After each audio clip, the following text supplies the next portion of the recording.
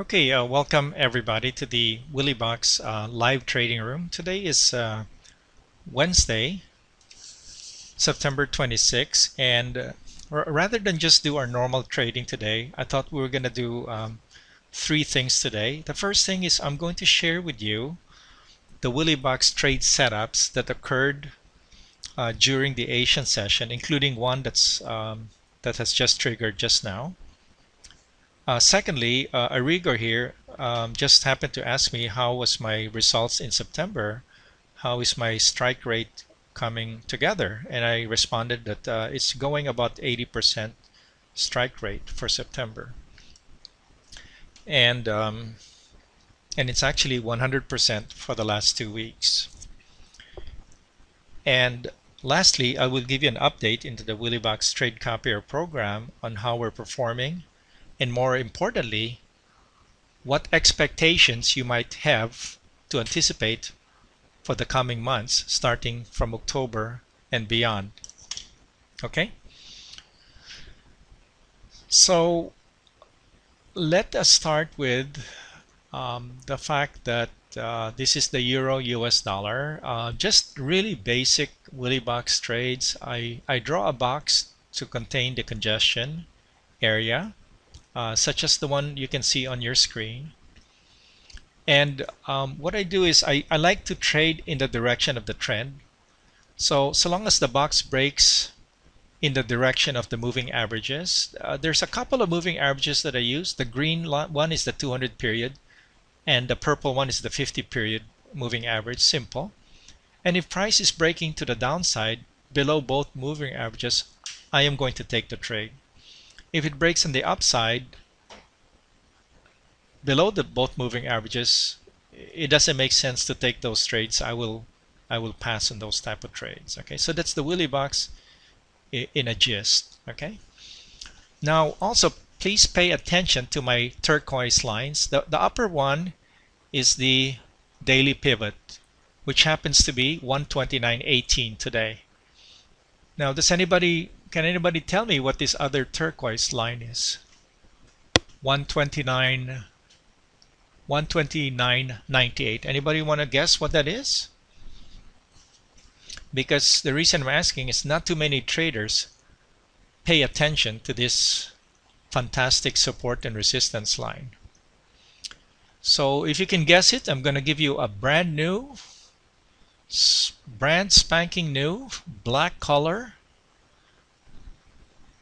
BMW. But what kind of support is it, Luke?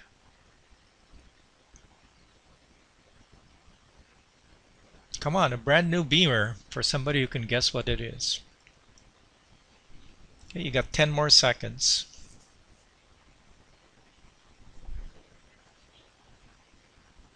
No takers today, huh?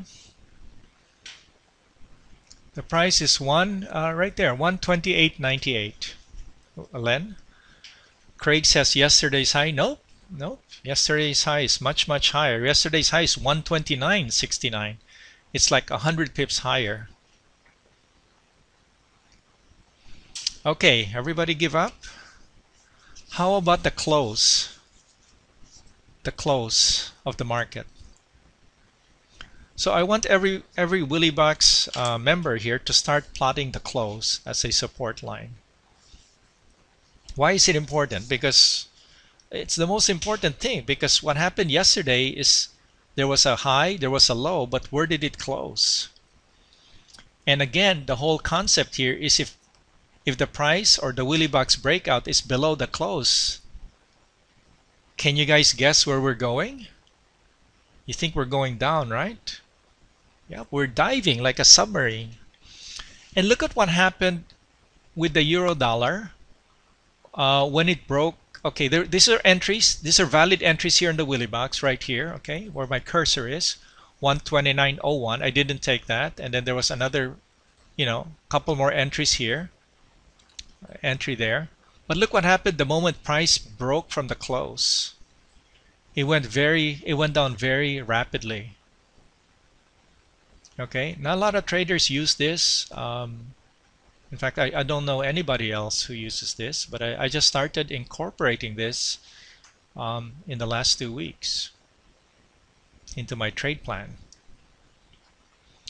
And you can see it's like a 2-candle wonder. 2 candles, it hits your target.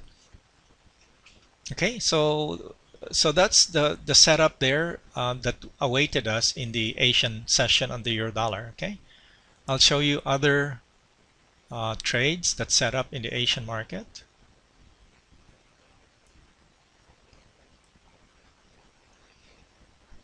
Okay, so just put a Y if you can see the euro yen on your chart. Otherwise, I might have to update the chart, the screen.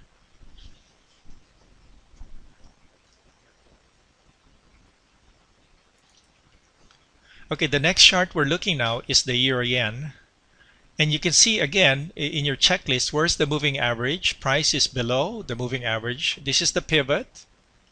Now this line here is the close, all right? That's the close. 10038. And as you break the Willy box here, in the middle of this purple box, which is my Asian box, I would take it short here. 1 pip below the swing low. I would take it short at 100.33. Okay, why didn't I? Well, minor issue. It's 6:30 in the morning where I am in Manila. I woke up at 8 o'clock this morning, so somehow I have to set my alarm earlier. Okay, and you can see as price consolidated, went down a little bit, maybe 10 pips, consolidated, and there's your other entry here in the late Asia session. Again, break of that close. Once it breaks, you're good to go. Okay, and by the way, price is still going down.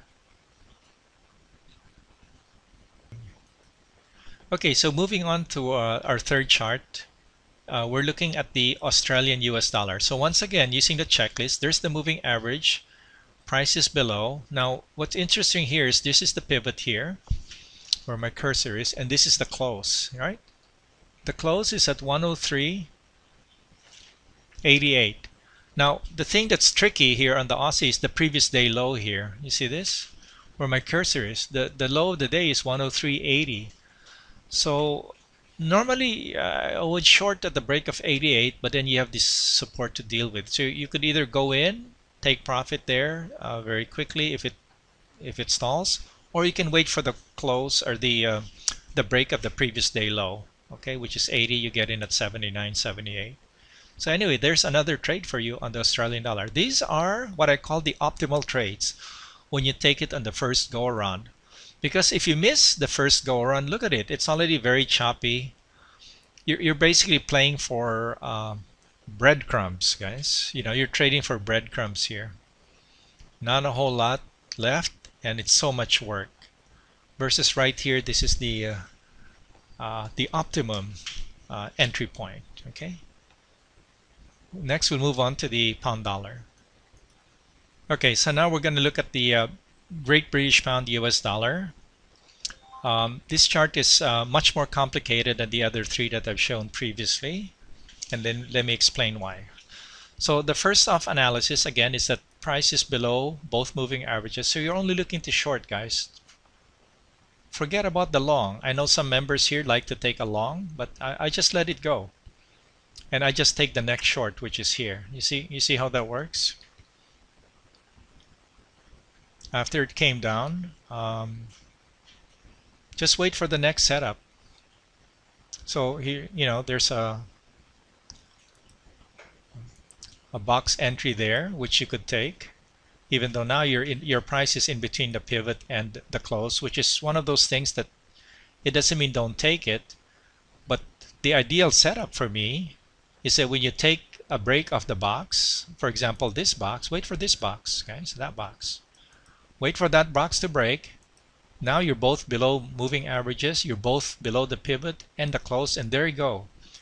You see what happens when you enter at the optimal moment on the break of that support? Look what happens here, Luke.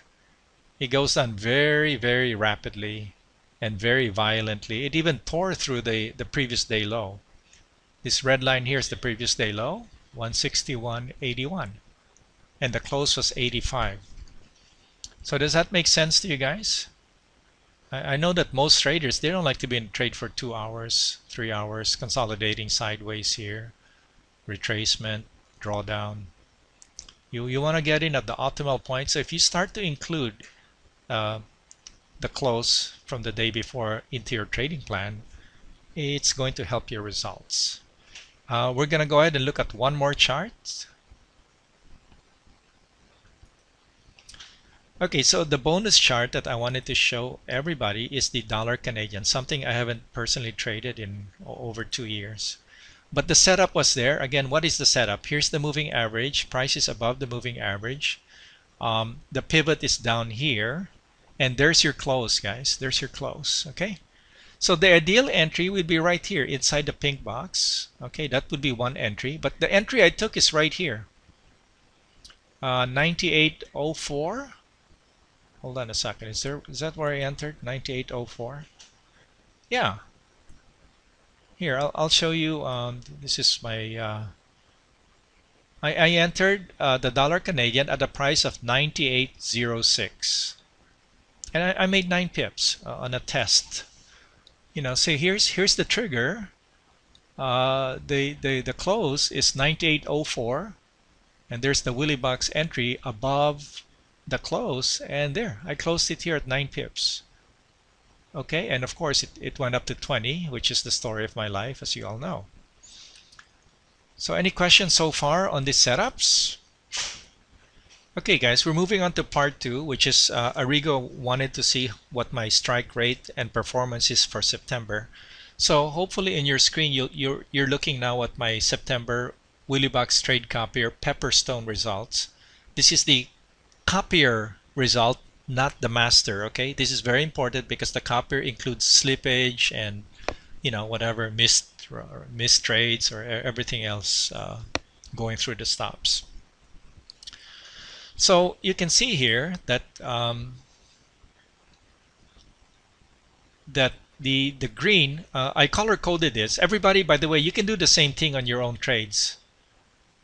I have a green, shaded green result, means it was positive trade. The one in pink or orange, whatever that color is, means I got stopped out. Okay, so you can see that for the first week of September, I had 12 trades, and I think 75% made it. 9 out of 12, 75% strike rate. Okay, but also if you look at this original stop, everybody, and this is what I challenge some of the members in the chat room to do, is your stop, and then I trail them. So I start at 14, and then now it's -8. Look at this Euro Aussie where we made 14 pips. I started with a 14 pip stop, and by the time, you know, I moved it to -5. Okay, so you can look at this. I'm able now to take trades at -11, -10, -10. So really reducing the risk substantially, because in the past my stops were always at -22. All right. Now the other important thing I want to share with you is how come there are 3 losing trades here? How come there are 4 highlighted pink in the original stop? Well, this is the answer, guys. See, for example, here, let's look at this Aussie dollar on September 5, where it's I made 10 pips and it's highlighted -17. Can anybody guess what happened here? I'll give you like 5 seconds. No beamers this time. Okay, I'll give you the answer. The answer is, aren't you always curious to see if your target is going to get hit before your stop? In other words, what happened in this trade is my original target was 20. I changed it to 12, and it actually closed out at 10.7. It doesn't matter if I close it at market or whether this is slippage. But what's important is, if I didn't close it at market, my original target would never hit, and I would have been stuck at -17. Can everybody see that? Just put a Y if you understand what I just said. Very, very important thing to remember here in your trading. I mean, don't you always wonder, okay, if I'm leaving so much money in the table, like here, I'll give you another example, this dollar yen here on top. I closed it at 3 pips because this thing stayed forever. I think, well, And look at it. If I left it alone, my target of 9 would have hit. You see that? For example, here, on the first trade, I made 14 pips. If I left it alone, it would have hit 20. Same thing here, 14, it would have hit 20 before my stop hits. Same thing on the last trade, we made 10 pips on the euro, it would have hit 15. Okay, so this is pretty interesting, isn't it? So if you guys want a copy of this template, I'll be happy to send it to you. Just shoot me an email, please. So you can just fill in the blanks, and I will shoot it over. So for the second week of September, Arrigo, you can see here, oh, look at this. This is a tough week. 9 trades, I batted 67%. But look at it, the total profit was minus 2 pips. I remember this was a really tough week for me. And we lost 2 pips. And I consider that a win. Second week of September was really hard. So how many stop outs did I get? 3. But look at all the pink ones here. My target, the first trade, I closed it at 11 pips, target was 20. If I didn't close it, it would have been stopped at minus 11. So it's a good thing that I interfered in this trade. So you guys catch the drift, right? Euro yen, September 11. I closed it for 4.5 pips. And somebody might say, why is he doing closing at 4.5? Because if I didn't, I would have been stopped at minus 10. So you guys see the drift, right? And look at this Aussie dollar. Oh, I remember this. This thing, we were up like a lot, for 12 or whatever, and then I got stopped at break even. So bummed. And then it went on to hit our target of 15. We were actually up 14.5 pips on this trade, and missed it by half a pip. Got stopped at break even. So I'm not sure about how wise that break even stop is. And finally, the British pound, 3 pips. We closed it, it would have hit 15. So this is just a good, example of how you can monitor your trades. So now we get into the third week of September. I had 3 trades and we batted 100%. And look at this, guys. Even though I batted 100%, look at this Aussie dollar. I remember this one took forever, like 2.5 hours during Frankfurt. I ended up closing it at 1 pip, 3 pips. It would have hit 15, but you know what? One thing that's not showing this chart is 3 times it came within 1 pip of my stop. Those of you, I know Craig remembers this. I've had several trades 1 pip from my stop, and when it hits once, that's scary enough, but 3 times, just want to get out and not lose on the trade. So, okay, and then this week so far, I've only had two trades, both positive, so 100% in the third week. And so far, this last week of September, we're batting 100% again. So again, our target is 10, 15, we made 10. Target 20, we made 13. So we're batting 80%, Arrigo, to answer your question. Any questions? Okay, guys, this brings us to the third part of today's educational presentation. What you see here is the Willy Box trades on the trade copier. I didn't realize, but in this, when you hit history here, it only loads 20 trades. So you can see that out of 20 trades, we have 16 winning trades and 4 losing trades. And that's a batting average of 80%, okay, to answer Arrigo's question. And you can see, more importantly, is that September, we are up 5%, 5.1%, with 2 more days to go.